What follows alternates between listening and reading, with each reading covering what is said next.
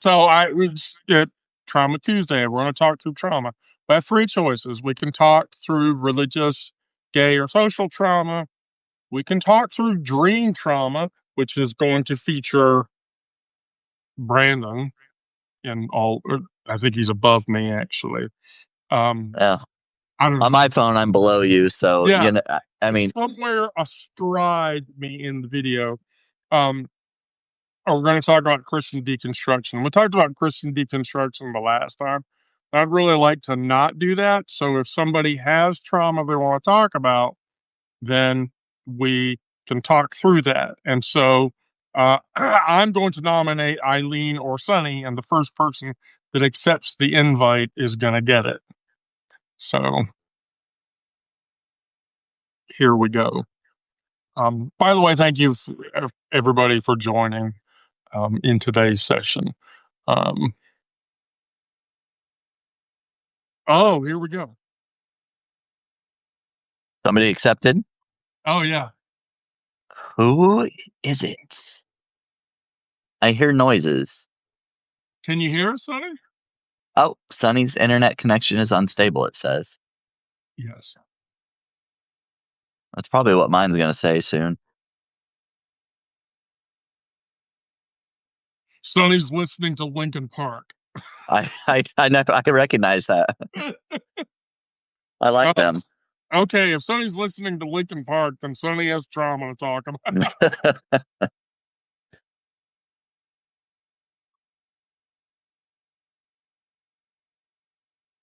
Sonny, is your microphone not working? Surely you can hear us.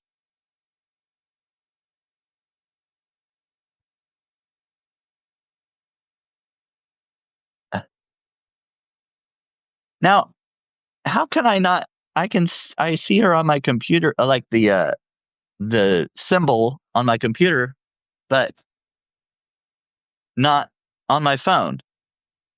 Oh, the phone layout is weird. The phone layout is weird. The phone, I don't know what. So I do all of my lives on my iPad. So there's that. All right. So Sonny, do you have okay. Okay, so we're gonna lose Sonny for a minute. But then Sonny's gonna be right back. So blue limousine. Blue limousine. I'm trying to I'll take. imagine I'm trying to imagine what a blue limousine, what does that look like exactly?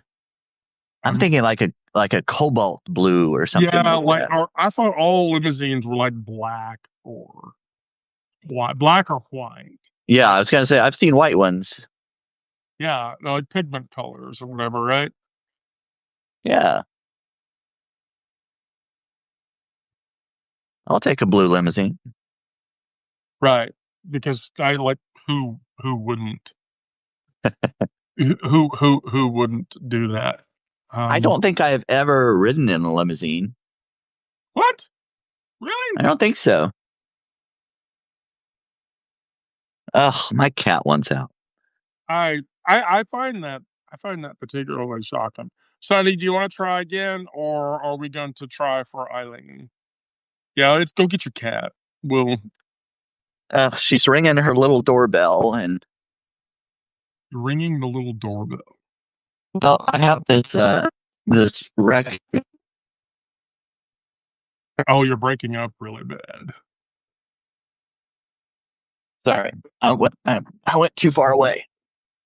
Anyway, I've got this raccoon scratcher that's a noisemaker that hangs on my doorknob, and she goes up there and makes it chitter like the raccoon, whenever she wants out. Yeah. It's her doorbell, basically. Yeah, we're gonna try setting it down. You've been shunned at your apartment complex because you're outspoken. Sonny, I disconnected you and then I attempted to reinvite you. So you should see another pop up to come in as a co-host. Shunned at my apartment complex. Um, Well, You probably don't Outspoken want about those. what, Jeannie? That begs the question. Oh, I'll show you the mug that I got. Oh, that's really fucking gay. It's the gayest mug I could find at Niagara Falls gift shop. Um, that's I don't, but that does definitely look very gift shopping. Yep. That looks very gift shopping.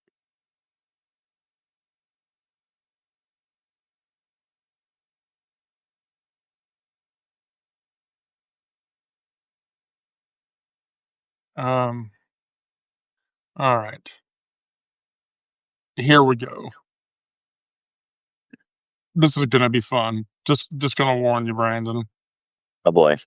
Yeah, you're gonna hate me for this one. Morning.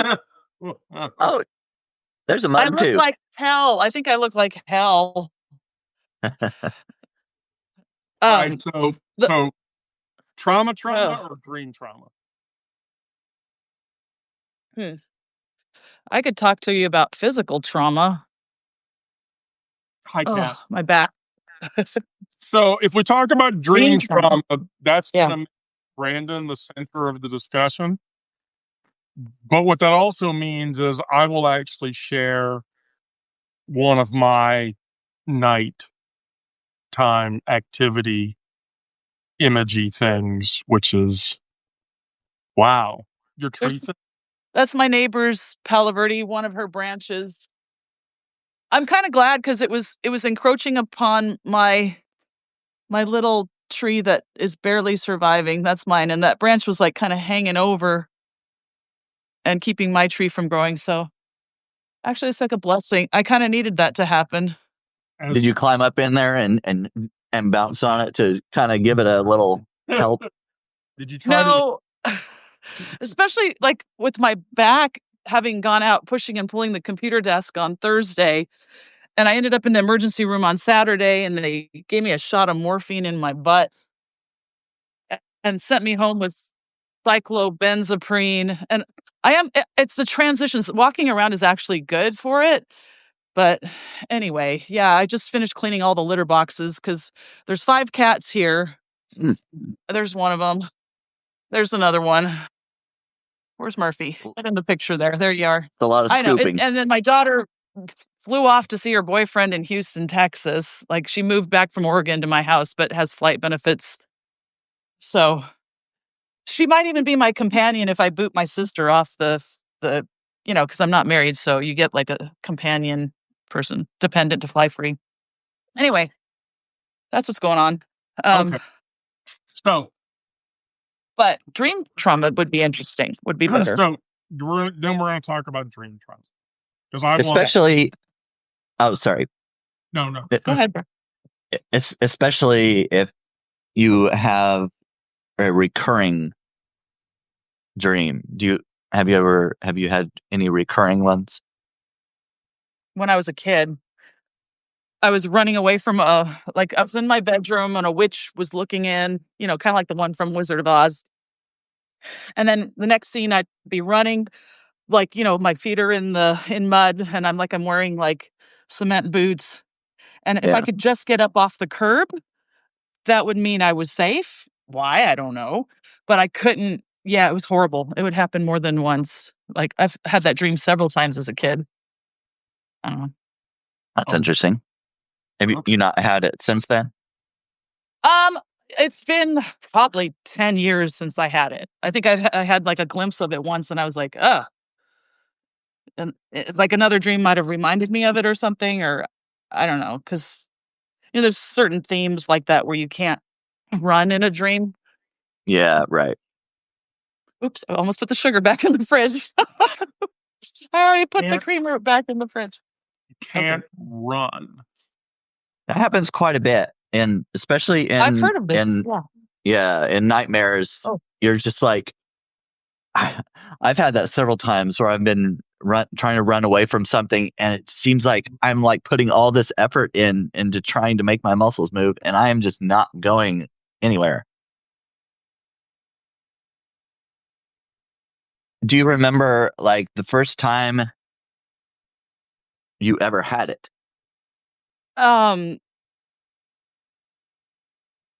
No. Ow, ow, ow, ow, ow. Oh, my back. Yeah, I don't remember. It's my pomegranate tree. What happened to Wendy? I don't know. She might have gotten a little bit frozen there. Wendy But is shoveling chili into her mouth. oh, I Oh, see. yum. So recurring dreams supposedly are unresolved issues. So if you believe in dreams as kind of your mind's interpretation of daily events, or kind of as a way to debrief what you've gone through, a recurring dream is like your mind telling you, you haven't gotten over this. You need to look at this. You've got this in the back of your mind. It's kind of, it keeps coming out, you know? Yeah, it could have been linked to being raised Catholic trauma, guilt. I don't know. There was somebody on, was it you that was talking about uh, Catholic, growing up in the Catholic school with the nuns and everything? I don't think it was Having to you. get. Oh well, at the time when I was like had to make up stuff for confession, I might have done that in a chat somewhere, but not on a live. Oh, it was Beth. I think Beth was in here talking about her Beth, yeah, Catholic upbringing. Anyway, yeah.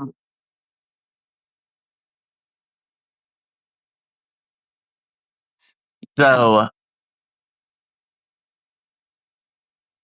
I don't know. I'm thinking of different kind of things, especially like The Witch and The Wizard of Oz, where you were like trying to get to a safe place, Yeah, trying to get home, as if like Dorothy, you know. yeah. Um, and And like I was being scrutinized by look someone looking in the window at me, like judging me and having like no privacy or something. I shared a room with my yeah, sister. Yeah, so if in I don't your know. usually when you're in your house, if you're in there are certain rooms, your house kind of represents your life, and the rooms are different parts of your life depending on where it all occurs or whatever, kitchen, living room, bedroom, that kind of thing. But Ugh, yeah, I'm going inside. It's so humid and hot out here now. I got to get in. Woo! They're the cats. I don't want them Okay. out. Okay. So Metaphor actually asked a question, and this is a question that I actually know the answer to.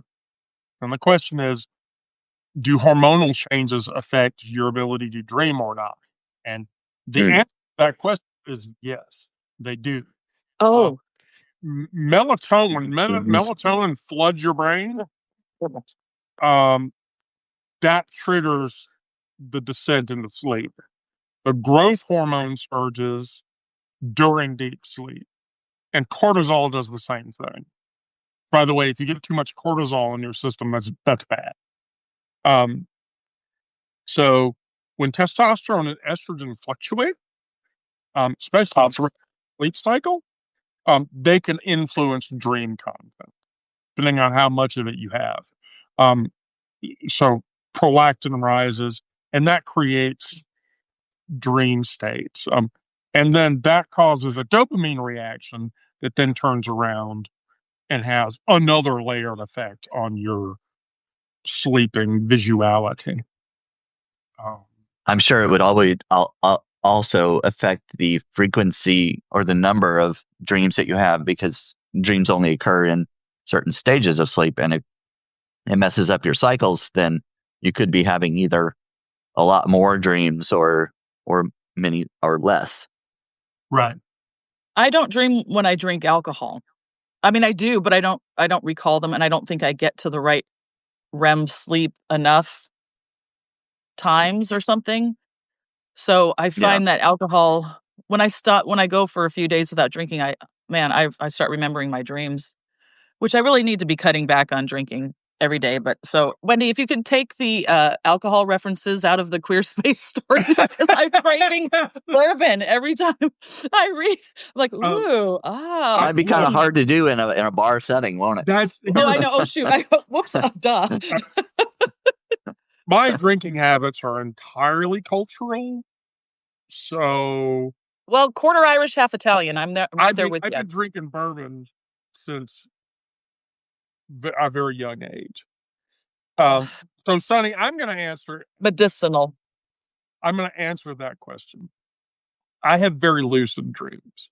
Now, historically, I am a person that suffers from night terrors.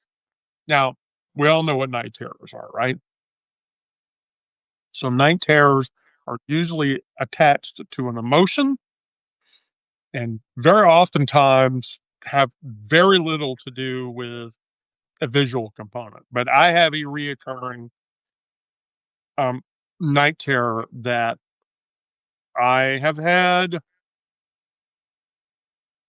as recent as 6 months ago. And the most visceral of these experiences, it involves a person walking into my room and standing over my bed. And the intense fear that comes from that causes me in the terror, as much as in the dream, to leave the room. So when I was 24, 25, had a girlfriend sleeping in my apartment. She watched me get up, walk over to the bedroom door. She had a habit of locking the bedroom door. And I tried to open the door, and I couldn't open it.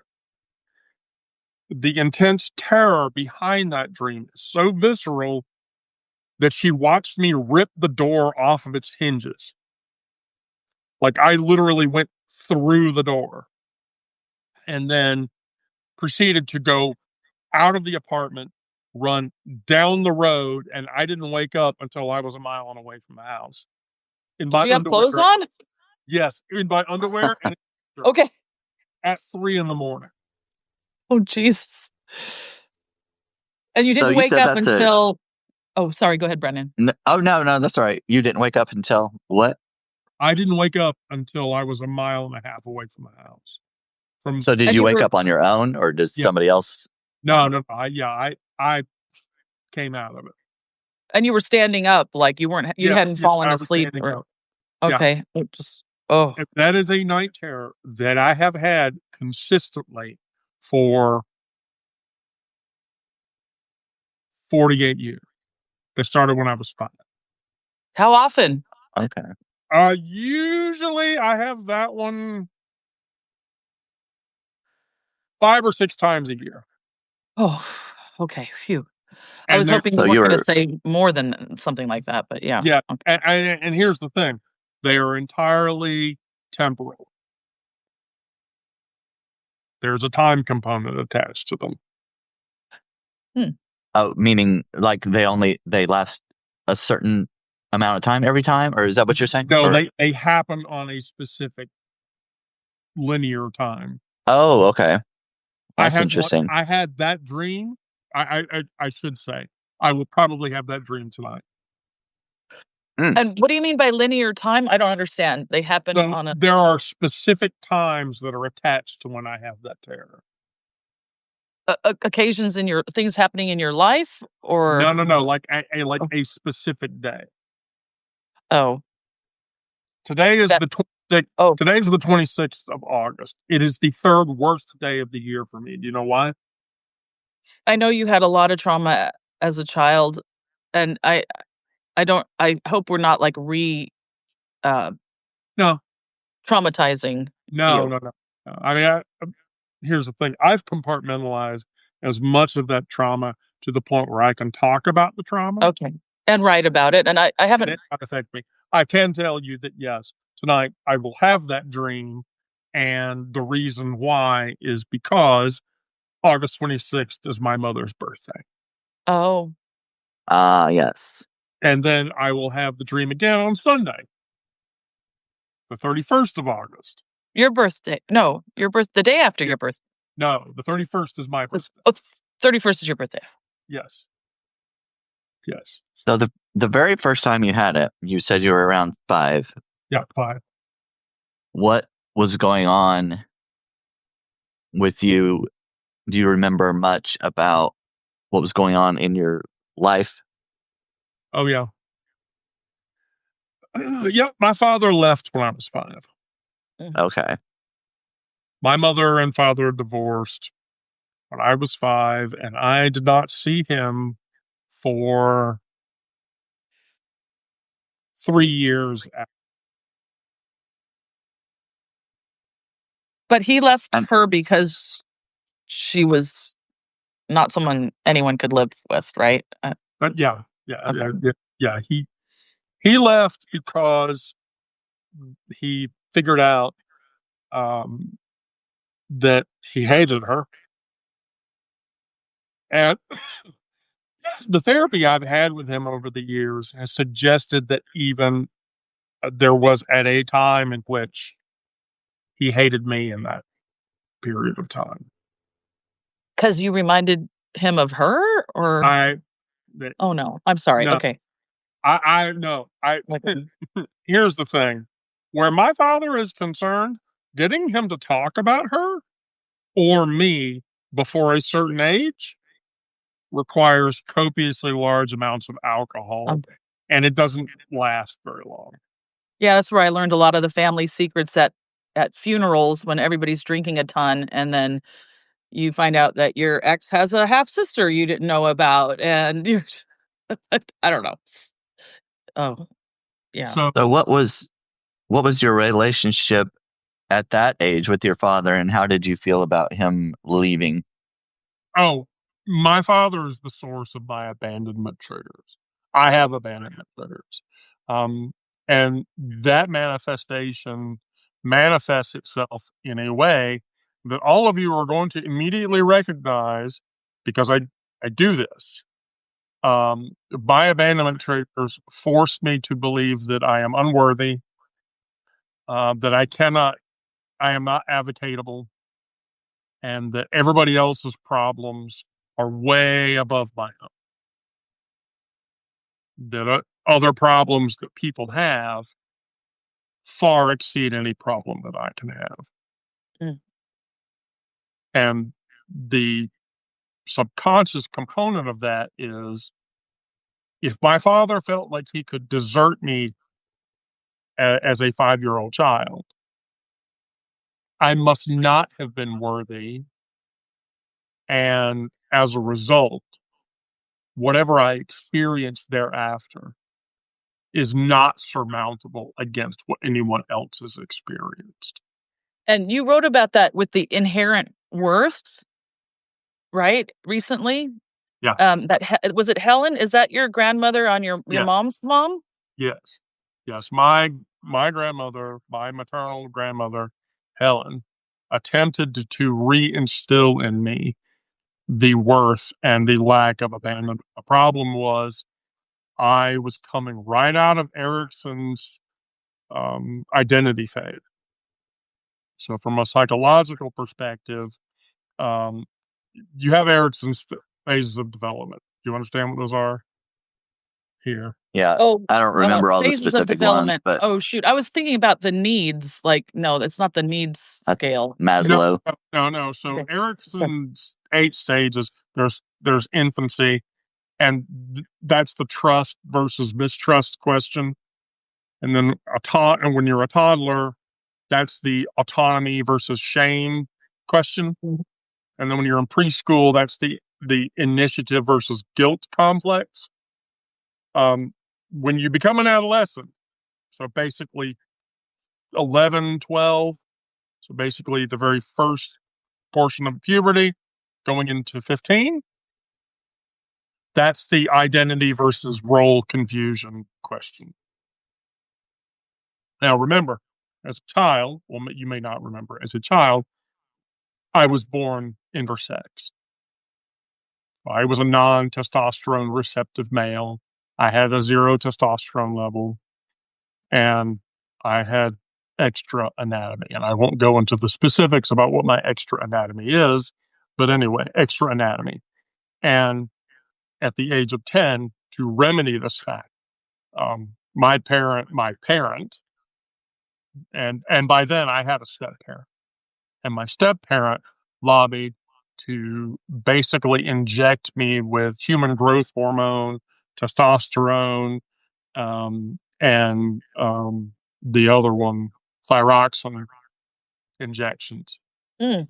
to fix my hormonal levels, which was a disaster because at the age of 8, I had stopped growing. So I was like 4 foot at the age of 8.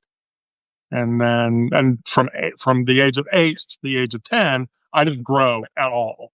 And that's highly abnormal.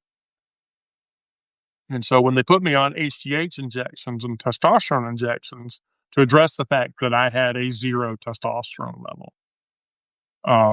I basically grew 3.5 feet almost in a 3-year period, which was extremely painful. Oh, So my issue with Helen is that Helen died just as I turned 15, and I was still dealing with gender insertion and role confusion. And she died at the exact wrong time that happened. gender insertion, you said? Gender. Yeah. Yeah. So basically, when you go through Erickson's identity versus role confusion stage, the hormonal imbalances and changes collide with your social pressures, which essentially, in a normal situation, you should forge a coherent selfhood instead of fragmenting. Well, fragmenting is what I did because, on top of being autistic and intersect and queer, despite living in a family situation, this allowed that identity. And and having that identity led to physically abusive situations. Meant that I couldn't do that, and so I went into a fragmentation state. And I did a lot of masking back then because I didn't understand certain emotional states. As an autistic person, there are complex emotions that I just can't grasp. Mm. I mean, even at 53, I can't.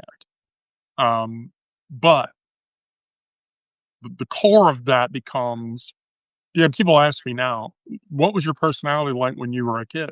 I literally have to look at people and say, I have no idea. I have no idea whoever it was that I was as a child. I can remember doing things from that time. I can't tell you what my personality was. Because by this time now in my life, I've masked so many different times that whatever uh, whatever the natural state of my personality was is largely unknown to me, and I have no idea what it is. When Which did is your which is, by the way, is just proof that I'm way more fucked up than this. I gotta grab my glasses. Hang on. when did your step parent enter your life? That happened at 8, because that was my brother's parent That's better. and my sister's parent. Whenever your father left, did you feel that there was going to be a replacement, or did your mom say anything about getting remarried or replacing him or anything like that? I Nope. was just, One day he wasn't there, and then one day he was. And so, and here's the thing: he and I had a very difficult relationship, profoundly difficult relationship. As a matter of fact, one of my other reoccurring nightmares is an actual real that happened. And when I have that dream, that's a reliving of that event. I'll have that dream in two. a lot of times, according to a lot of dream experts, people you see in your dreams are not exactly the people that they represent. They, most of the time, they are a version of yourself. So the stranger in your room could represent part of yourself, an unknown part of yourself that you're kind of figuring out who you are, or some unknown aspect. And at that age, you probably don't understand a whole lot about yourself and different facets of who you are. So that could be where the stranger comes in. Does that make any sense to you? Yeah, that makes sense. But please, I'm fascinated. Please continue with your line of thought. As far as the recurring part of it, though, that's a little odd, because I would assume you kind of know who you are now. I don't know. Well, maybe maybe it does track. If you continue to have those dreams, and that stranger is still there may be some part of you that you're still that's still unknown, that you're still trying to discover. And of course, the unknown is always a bit scary. Let me give you an assiding point about that. And so, you're stating to a trans woman that a trans woman knows exactly who she is. Linda is, I believe, in the chat. Linda, please make a comment to this effect. But from my woman identity, I ascribe that I'm and let's be fair, from a hormonal perspective, my hormone levels match most women in their entirety. So chemically, yes, I'm a woman. Now, I have extra anatomy that also suggests that this is possible. And so, asking a trans woman any point in a trans woman's journey if they know exactly who they are, the answer to that is complicated. That's a very complicated answer. And so, do I? I would say I know. There are some days I wake up and I don't. Because, I mean, let's just be honest. There are some days I wake up and I look in the mirror and I see Bill. And I'll be honest, I hate him.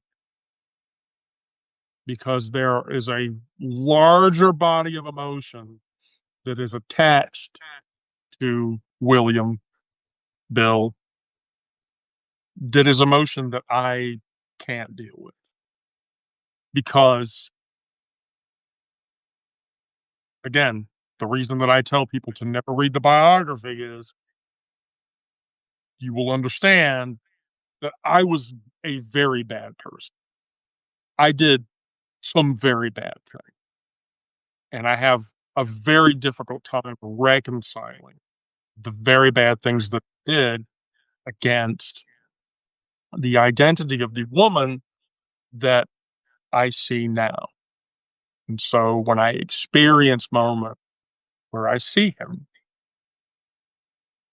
that becomes hard. Now, following my temporal linear analysis of when I have these experiences in the middle of the night are tied to specific points in the temporal flow. My mother's birthday, my birthday, Right. the day that Helen, those specific key points all feed into the identity that was William. and I harbor such an immense amount of hatred for him that every time I see him,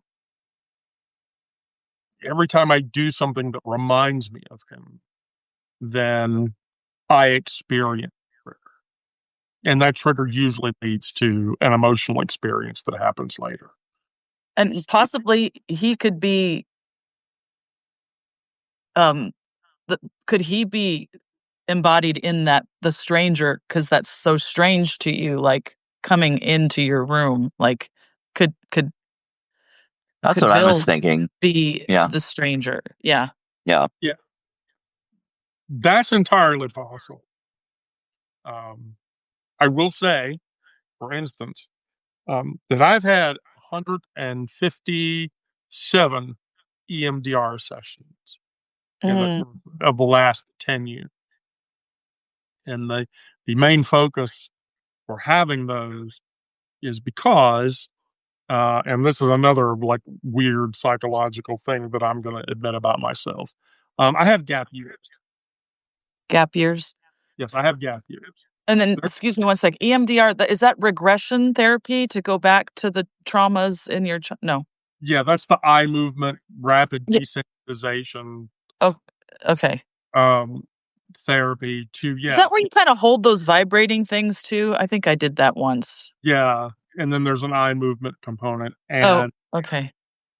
what it involves is dealing with memory repression.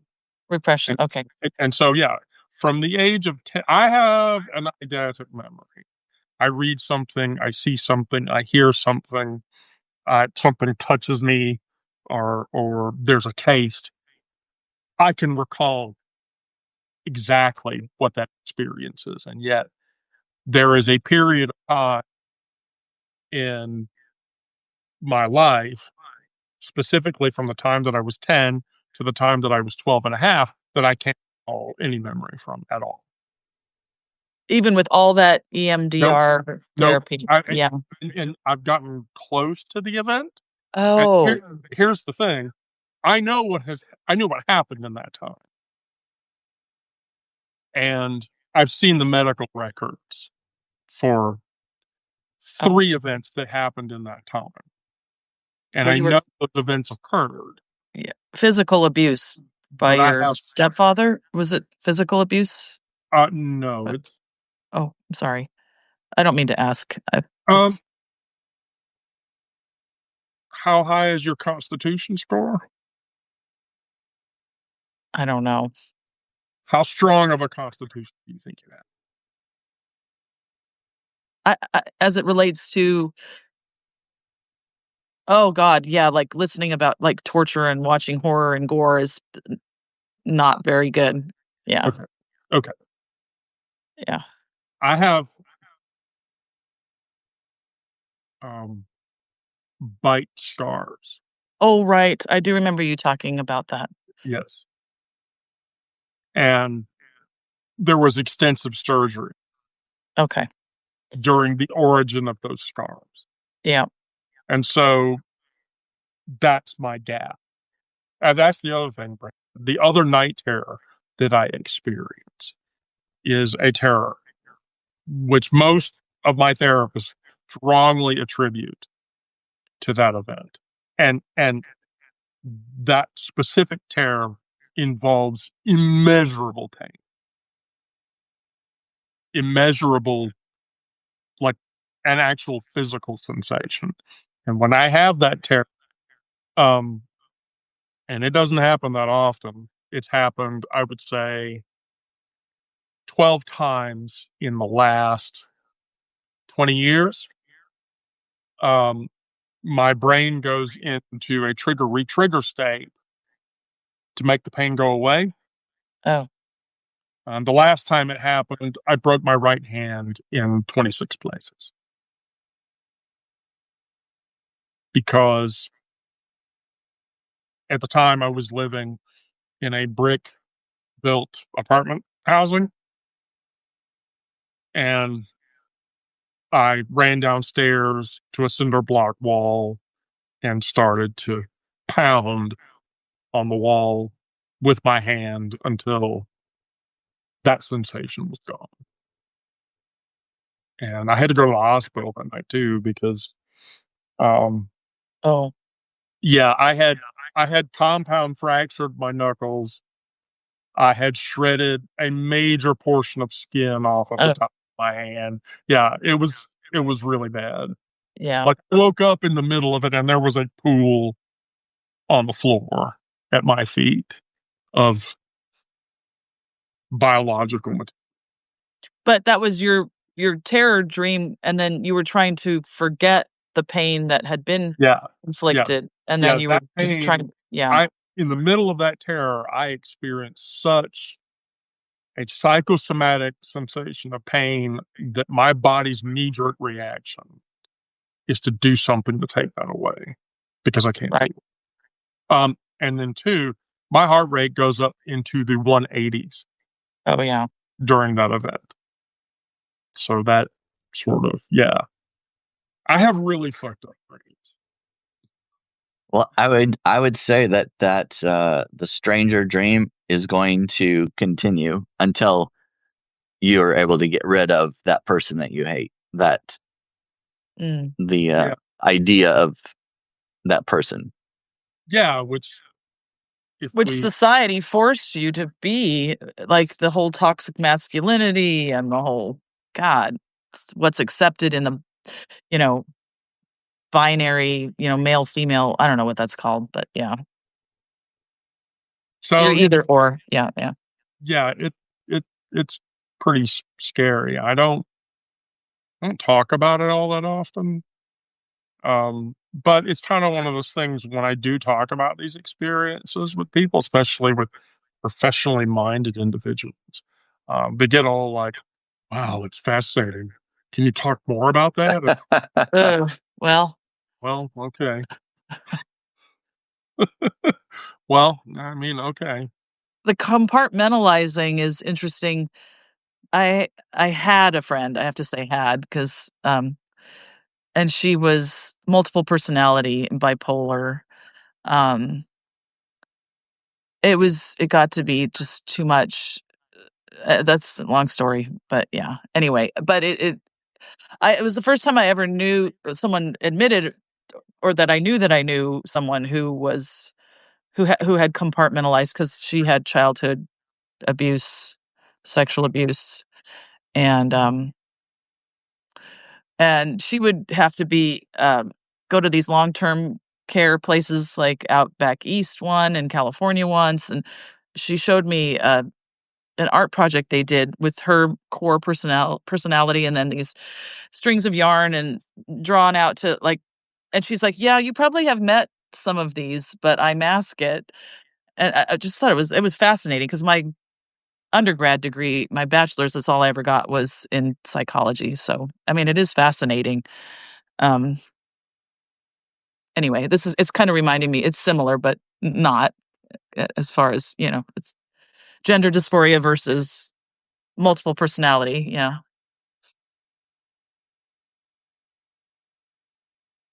I've often wondered actually about that, how people with DID, Dissociative identity disorder. right, deal with flashbacks. Mm. Um, I think she was highly medicated and constantly trying to balance her well, meds. you understand what a flashback is, right? You're reliving it when you're conscious? Or So yeah, so a flashback. I don't, Brandon. You can correct me if I'm wrong from a sleep perspective or not, but from a conscious perspective, a flashback is your medulla being triggered on a specific emotional state. So for me, I will give you an example. One of my triggers is Chanel number 5. If you ever meet me, Mm. never, ever, ever in your right mind do you want to wear Chanel number 5 around me. You don't. And just don't do it because it won't end well. And you and I will probably never speak again. But there is a flashback that I experienced that is tied to that odor. And the flashback occurs because when your medulla, that memory gets triggered, your medulla goes into fight or flight. If you don't trigger a fight or flight response chemically in your brain because of that trigger,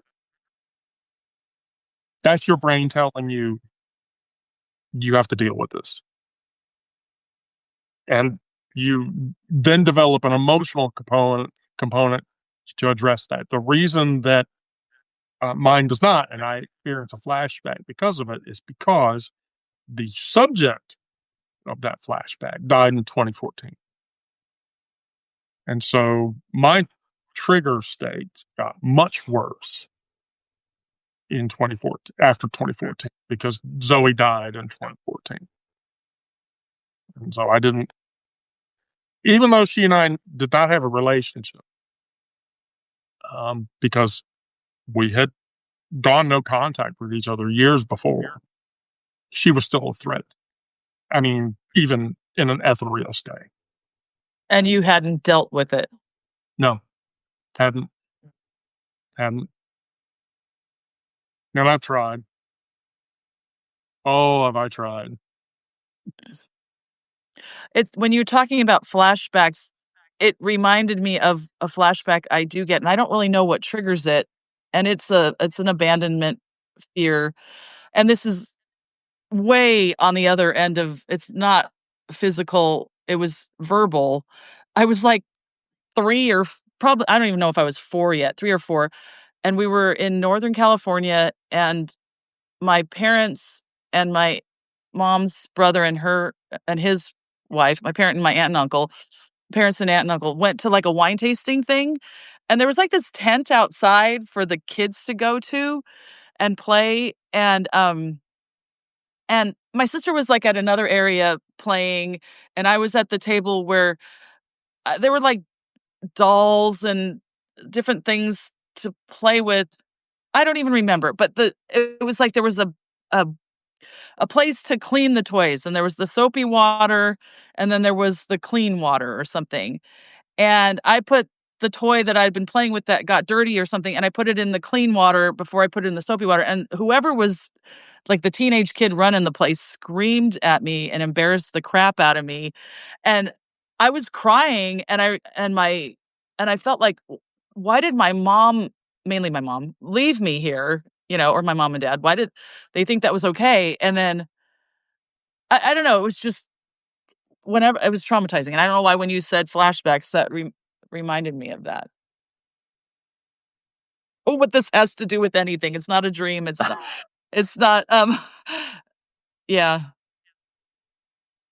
So Sunny I asked never about felt if so vulnerable and so, like, berated, and, like, I felt like, so bad about myself. Even, like, I don't know if that helped form my insecurity of who I am, like, or added to it or whatever. Yeah, because my mom used to leave me in the crib because that's what they were supposed to do, and there were, like, bite marks on my crib. I was so bored. And then the day I was, like, banging my head against the crib, she realized, "Okay, I'm not gonna just leave her in the crib anymore when she cries." I mean, that sounds like, "Oh my god, you were abused as a child," but I think everybody in the '60s was left in their crib to cry. Anyway, uh yeah. You were I didn't saying, raise my kids that way, huh? you were Yep. Oh, saying, I was just saying, Sunny asked about that, just this disorder. I'm assuming she's talking about DID, dissociative identity disorder. It used to be called multiple personality disorder. It's characterized by at least a couple of different personalities or altered states. And they're usually kind of set off by some very early trauma where your conscious mind is unable to deal with the trauma, and it creates a separate personality to deal with. And it could, I don't know what the record is for the number of personalities or splits, but anyway, it's at least 2 could be more. So the psychology of what you're talking about when we're talking about DID. So one, I will tell you, never watch the movie Civil with God, what's her name? I love old movies. I Uh, don't remember who was in the it. girl from the mom from Steel Magnolias, Sally Field. Oh, Sally Field. Yeah. Oh, Never watched the movie Civil because that is not an accurate representation. But basically, there's a traumatic event and the psyche fragments because of the traumatic event. Now, when the psyche fragments, here's typically what happens. So typically, Alyssa, the topic on Tuesday afternoons is always talking about trauma and related trauma. If you have trauma, Alyssa, and you come to the Tuesday session, bring your trauma and we'll talk through it. And so back to the argument though. So when the psyche fragments, there is the damaged portion of your psyche. There is the functioning normal section of your psyche. And then within those, there are subdivisions. Typically, people with DID have a protector. And so that's the portion of your psyche that shields the damp part of you away from whatever it is, the external world. Yeah. Versus, so there's like the innocent, like you have the innocent child, and then you have the angry, aggressive personality subset, and then you have the normal functioning subset, and so I mean, it usually manifests in like 3 or 4 flavors, usually. And so, I've known somebody who was DID, and I've seen them switch, and they're completely unaware of it. oh, Yeah. Yeah. People who true sufferers from DID. Now, here's the thing: there's a shit ton of posers who claim they have DID that really don't. But I like legitimately someone that actually truly has DID. Yeah, they're not even conscious of the fact that they're phasing one between the other. Yeah. And it's usually triggered now I'm by trying to like think something about my like you were friend. saying, Oh, yeah. Yeah, like yeah, yeah. the perfume or something like that brings you back to that traumatic event. Yeah, it's either something happens to bring you back to that traumatic event, and one of your fragmented parts attempts to shield you from it, or there is some other related traumatic event that causes you to not deal with it. So, like, if somebody gets in your face and starts yelling at you, and that's tied to the trauma, if you have DID, that could cause you to switch. So, right. Well, as far as the dream goes, the more you try to suppress the instigator of the dream, probably the longer it's going to hang on. If That's you're, right. Yeah. not dealing with it and just saying, I don't like to talk about that. I don't want to deal with it. Well, it's going to keep coming up in your dreams, if not in your conscious mind. That's right. Don't say that. I've had one night terror dream that I can recall, and I hope I never have it again. And it was my ex coming into the bedroom. I was asleep, but my younger daughter was still living at home. She's the one at the cattle ranch up in Wyoming, and she thought it was kind of funny, but like in my dream, he came in and his head started to morph like an acid trip or whatever, and he was like coming towards me, and I was like, and my daughter was like laughing at me, and I was terrified.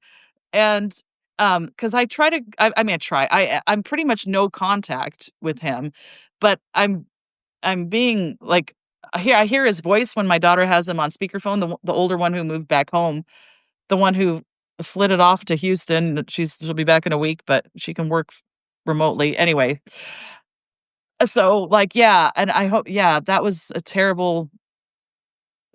Like that's the one close thing that I would relate to like having like a night terror dream that didn't last very long because she woke me up. Excuse But me. it's not a recurring one, I guess, is what Not you're Keep talking. recurring. Not recurring. I hope I don't have that one again. It was scary. And the fact that I was like, because like, your nervous system is suppressed when you're dreaming, right? Like, because it's supposed to stop you from getting up and running and moving and all that, right? Like right. it's funny when dogs are like trying to like kick their feet and run it but I don't know what the chemical is that suppresses movement when you're dreaming or sleeping so that you don't do the things that you're dreaming about. But yeah, I was just like, I couldn't even scream. I was like, get this crazy noise, she said. And then as she woke me up, I could hear myself having just made that noise. And I was it's like, oh my God, what just happened? So yeah. Yeah, like my Well, ex at came to least pick up my daughter. Oh, excuse me. Yeah, and uh and I don't even go out. I don't look at the car. I don't, I just let her go out and walk. Yeah. But and when if I can hear him on speakerphone, I have to be like, go in the other room. Yeah, I don't want to hear his voice or anything. All right. Anyway. You were saying, Brandon. I was just gonna say at least it's not a recurring one that it Yeah, yeah. But that's like my closest experience with like a night terror dream that I don't think I've ever had any other. Yeah, I don't know. Or if I did, I'm blocking it out right now. I can't think of anything. Yeah. I don't often have nightmares. I have some that are negative, I guess, but I wouldn't call them. I wouldn't say I've had any night terrors that I can remember, but I've had a few nightmares where I kind of woke up and screamed or you know jumped, woke up and moved my arm or something like that or whatever. But yeah, I Yeah. guess I'm fortunate in that way. Haven't you freaked a partner out? Mm. I could see that happening. Oh, I feel bad for people who have, spouses with PTSD, Smack him in the that can face. be yeah, Yeah, that's really bad. Yeah. go to And bed with I a have helmet on. oh, jeez. I have a friend, well, he punched her in the stomach, in the gut. Oh, Boom. It's like, oh my God. Out of nowhere, like, yeah, you're sleeping, right? You're in the middle of the night and then to get punched in the gut. Jesus. Ugh, I don't know. well, Wendy, how do you feel about uh, the dream and how it was broken down? Um, yeah, it's a different perspective, and so from my perspective, yeah, I find it healing to hear that. I mean, as much as I find it healing to talk about these experiences with people, certainly nobody's called me crazy yet. I've been called crazy for telling people that story, for sharing that trauma. But recently, especially in the queer community, people tend not to judge as Right. much I would hope not. when well when sharing specific trauma, Yeah. you know, and so it's the reason we load up this session and we talk on Tuesdays because um, the best way to deal with our trauma is to talk about it Yeah, I and think and so. and to compartmentalize it and deal with it. Um, but I'm a mom. Oh. I'm a mom, so like I don't want to talk about my bullshit trauma. I always laugh when weird things happen at work or something, and then you tell like the crew the next day and a crew change. Oh my gosh, you wouldn't believe what happened, and or I'll bring it up again and be talking about it with the crew members that we, you know, had to. There was it was anyway. Gosh dang. But I always joke. The point of it is like I have to be like, okay, I have to tell the story like 3 more times, then I'll stop talking about it. But we had this crazy lady that was making these 2 men who didn't know each other on the plane uncomfortable. I don't know if I told this story on a live or something, but the guy got up and I was like, "What's wrong?" And he's like, "Oh, she just told me to watch it." And I was just trying to put my seatbelt on and he didn't want to be accused of harassing her. And then I was taking drink orders and the guy by the window's like, I got to get up. He had this terrified look on his face because the woman in the middle she was kind of out of her mind, and saying inappropriate things and shaking the seat of the lady's seat in front of her. She did like twice, but she didn't do that again. And I when I took drink orders, I said to the lady, I kind of hunched down, like, if she does that again, please ring your call button, because we were gonna have to move. It was a full flight, so we had to move a jump seater in the cockpit to move the one guy to another seat, and the guy by the window sat where the flight attendant fourth jump seat was, and came. Anyway, that was just such a weird situation. But I guess my point is, like telling stories, like you have to tell it so many times until you can like have it dealt with in your brain. So anyway, I wanted to say something else about the inherent worth, which is like something that the Unitarian Universalists espouse, which is what's kind of nice about that religion that I call mine now, and the inclusivity and, you know, it's a welcoming community.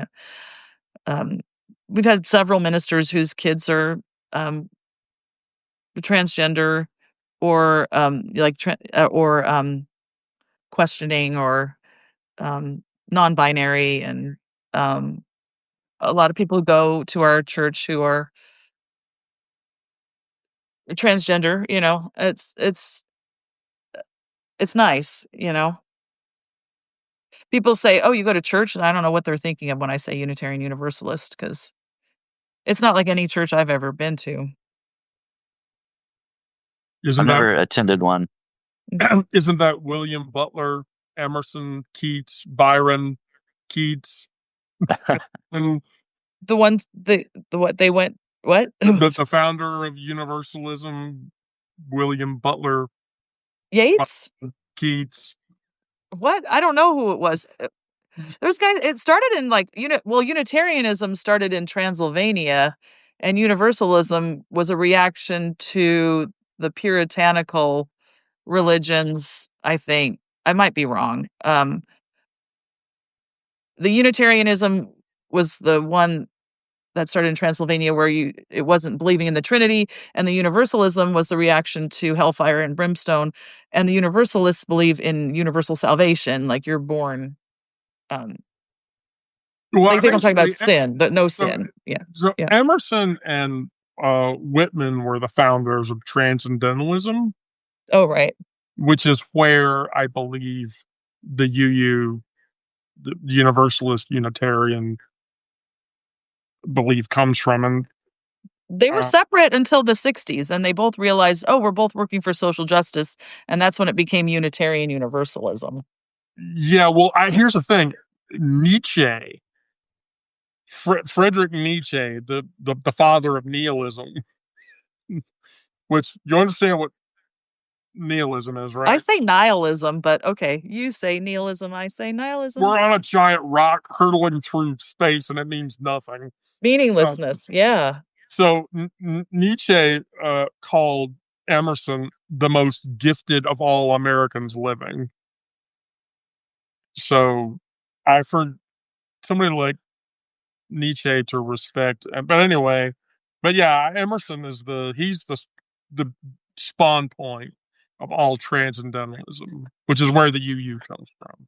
And the self-reliance and the search for truth and meaning, the individual search for truth and meaning. That's another one of our tenets. Tenets. Not David Tennant, tenants.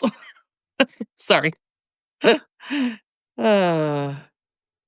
Yeah, because universality uh, is categorically opposed to relativism. while at the same time is itself its own form of relativism, which is why Baha'i Yeah, but I think the Baha'i universalism. faith Sorry, Baha'i faith is very universalist in like nature. as universal salvation is what the universalism focuses on, Right. and the inherent dignity and worth of every individual. Inherent. Now, what you do with that as you grow is another thing. True. Very true. Ugh. We're confusing Brandon. Brandon doesn't know how to process. I think it's no. I No. think he's just like me. Sometimes I'm like, Oh my God, Sonny! Are you are you asking me to recommend a book about Emerson? I think I Uh, studied him in high school or college. I can't remember. uh, uh, Here, let me get you. Wait, By the way, I as a philosopher, I consider myself a philosopher, but um, the seminal work that Emerson wrote Thoreau he was wrote a series of essays in 1841 and 1844, but his hold on, let me get you his bibliography. Um, the book you want to read by him, most importantly, is The Conduct of Life in 1860, um, and maybe Representative Men. But anyway, those two essay collections clearly define early era UU and UU concepts. and Um, weren't Emerson and Thoreau like were yeah. they at the same time? Oh yeah. Well, and Thoreau was the Walden Pond guy, Yes. but they talk about self-reliance, but were totally dependent upon. I know Thoreau was dependent upon the people who owned that property and the people who brought him food and shit. Like, and they try to be all self-reliant and on my own and thinking for myself. And yeah, because you're given this time and freedom to do that, but you're relying upon others. I don't know. It just seemed like a dichotomy that I could never wrap my brain around. He but the thing about Thoreau is that well, you read Walden and then you read Excursions, which uh, was written in 1863. Um, but Emerson and Thoreau both were brilliant. They're both the spawn point of all transcendentalism. Mm. And then too, the other thing is that Thoreau was a strong proponent of civil disobedience. If he were alive today, Thoreau would go up to Washington, go up to the front gate of the White House, sit down Indian style in front of the fucking White House, and make them pick him up and carry him away. You know, oh, Sonny, that's what the fuck we're doing all this shit for. I literally will bring you in here, Sonny, and you can talk about whatever the fuck it is that you want to talk about. Lincoln Park, if you want. Yeah, if you want to talk about Lincoln Park, we'll talk about Lincoln Park. You know, Brandon, I really love your pussy. Brandon, you have a beautiful pussy, Oh, and that's just a really beautiful pussy. Oh, thank you. I can tell that he's trying to take my chair. He's looking down here. Oh, he moved. Okay. He's going to go to the other one. Very often he will like dig at the side here is like, get out of the chair. I want to sit here. oh, Oh, I love it. my animal. Where is my animal? Uh, who knows? Who knows what? My cat does not care about anything but himself. Mine are very loving. I mean, some cats get a bad reputation. They're always a lot of people consider them aloof and independent and everything, but mine they like to be in the same room as me and just kind of hang out, be somewhere near me or whatever. I don't see that aloofness from mine. Some are different too. Some don't want to be picked up and some don't mind, you know. They're Yeah, right. different personalities, yeah. So, all right. Well, Ooh.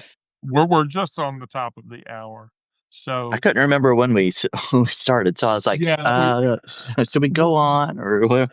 we went on it. We went on at 1:15. 15, yeah. So here's the thing. Do you want to do it again on Thursday? I'm okay to do it again on Thursday. I should be. I don't know of anything. All right, but here's the deal. If we do it again on Thursday, Sonny, you have to have your Substack app on your phone ready to go so that you can have a platform because we want you to talk now. We're going to give you, Brandon and I are going to give you a platform and you can talk about and ask whatever the fuck you want. You just might not like the answer. I mean, I'm just going to. That's true. Yeah. Oh, bring it. We're going to talk about the T word on Thursday, bring it. Because Yeah. I will listen to it. I will listen to it. By the way, I just have to ask. I already know how it is for you where you are, Eileen. But Brandon, how is the weather where you are? Because right now here in Atlanta, it is like sunny and it's like 74 degrees. Mm. Yeah, it kind of went down. I mean, we'd had pretty hot weather. Of course, last week I was in Maine most of the week, and it was really nice up there. But here I think it's supposed to get up to 80 or something like that, which isn't bad for this time of year. I mean, through August and September, a lot of times it can be hot. But today's not bad. Today's sunny and nice. Nice. Oh, I heard 86 right now. Oh. It's going to get up to 96 today. But we might get some more thunderstorms and then it cools down at night to like let's see. Oh, sorry. I can't figure this out hourly. Oh, it gets down to 76 at night.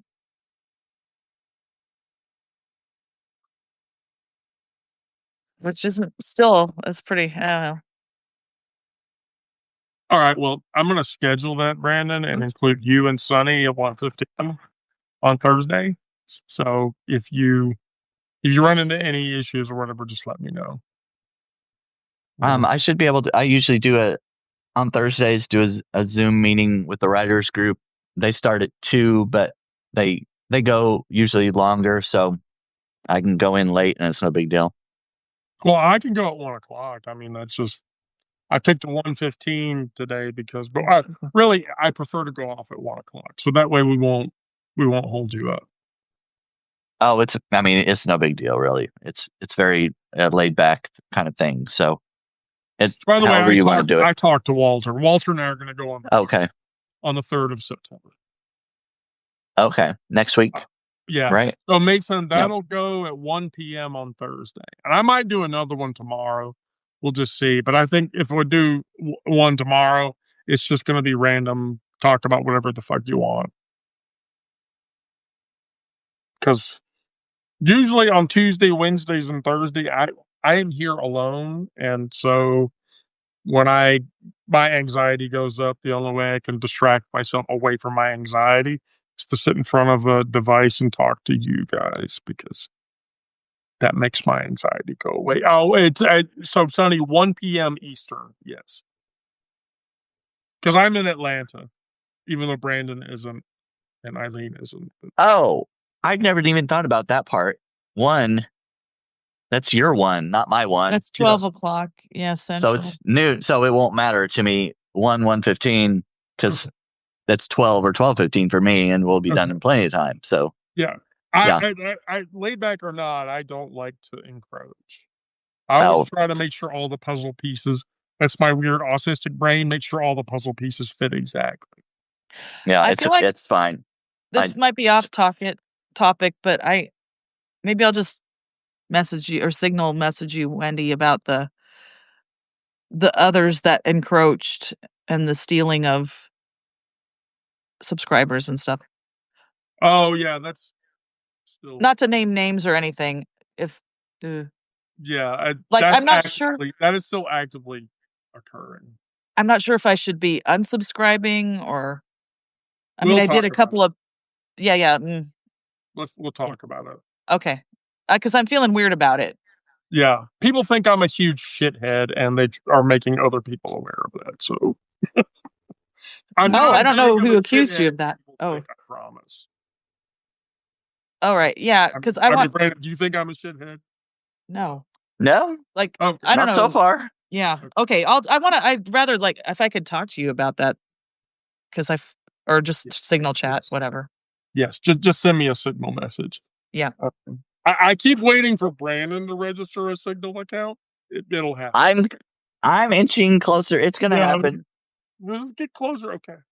Hey, if I can do it, you can do it. Everybody's doing it. Yeah, because now we have Elaine has set up a signal group chat for all of her memes, Oh, how do I get on that? and so I can invite you into it. Oh, cool.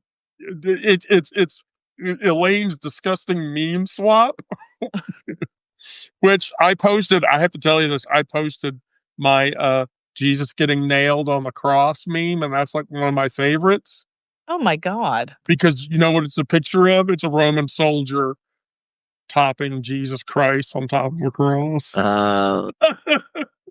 Getting Oh nailed. God. Oh God. Oh. After all that discussion about with the religious stuff, Mary getting, you know, impregnated by a Roman soldier, raped. Am I supposed to say? I can't say the R word on social media. I can't believe that you had never heard that. Had you ever heard that, Brandon? As far as nailing. Well, no, that Mary. Mary Oh, was raped by a Roman soldier. oh no, I'd never heard that theory. Oh yeah, that's like a skeptic thing. Yeah, I never heard that either. Yeah. But anyway, so like the one that my favorite one that she dropped today was, "Now I lay me down to sleep. I hate the fucking orange creep. If he should die before I wake, I pray the fucking news ain't fake." I saw that one. Yeah, because I posted and I asked her, I'm like, "Can I use this?" She's like, "Oh fuck yeah, okay, great." Yeah. So Yeah. you're making my stats go up. Wow. All right. Okay. I could keep talking about why I'm not a Catholic, Virgin birth, my ass, consubstantiation, transubstantiation, what the fuck? Okay, never mind. Why are Catholics cannibals? We'll talk about that next. Cannibals, transubstantiation, consubstantiation. Which one is it? Transubstantiation. You're eating is the flesh and flesh. blood. Eating flesh, Okay. drinking blood for real. Okay, anyway, Just right. yeah. Ugh. Right. Ugh. Oh, and by the way, I 7:00 tonight. If you're going to come to the evening session, I'm going at 7:00 tonight. So. Thank you. Oh yeah, no, yeah, of course, 100%. Well, one of these days I might have makeup on. I did that one time. You pulled me in at that book club. I looked a bit more presentable, but yeah. I very rarely put foundation on I just because I want to look natural for a live session. I'm so trained to wear makeup as a flight attendant. It's crazy. Trans woman. Because when I don't put makeup on, then that's when I get messages from people, "Are you really trans?" And I'm like, oh, Jesus, that's such a stupid question. Shut the fuck up. For anybody that's questioning that, I have this big bottle, and you see what that says? Estradiol. There's a bunch of tablets in there. I take that every day. But it's so like, why anyone needs to, that's a whole nother conversation. Like, all that business in DC, like the lady who wants to see our genitals before we go to the bathroom. Oh God. Ugh. So stupid. Yeah, very. It is very stupid. All right. Well, Brandon, Eileen, thank you both. Thank you. Later tonight. And then, Brandon, I'll message you in a bit. Yeah. All right. Bye, everybody. Bye. Bye.